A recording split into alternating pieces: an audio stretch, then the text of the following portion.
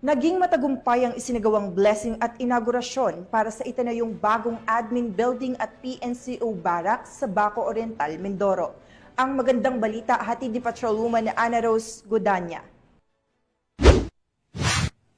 Matagumpay na isinagawa ang blessing at inaugurasyon ng bagong itinayong admin building at PNCO's Barracks sa 3rd Platoon, 404th Battalion Mobile Company, RMFB 4B, sa Baco Oriental, Mindoro, nito lang may 23 ng Abril taong kasalukuyan.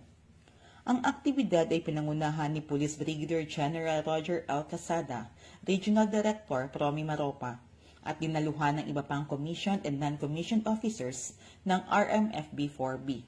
Dagdag pa, binigyan diin ni Police Brigadier General Casada na ang PNP ay nangako na magbigay ng mas angkop na pabahay para sa mga tauhan nito.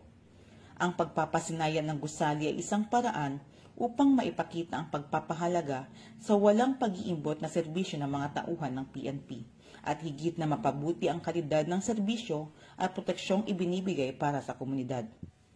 Pinaalalahanan din niya ang lahat ng tauhan na gampanan ang kanilang mga tungkulin ng may kahusayan at kakayahan.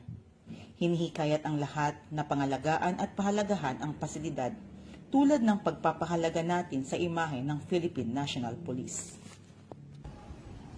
Mula dito sa Home of the Police Eco Warriors, Calapancito, Oriental, Mindoro, ako inyong PNN Correspondent, Patrolwoman Ana Rose Godanya, alagad ng batas, tagataguyod ng Balitang Pulis.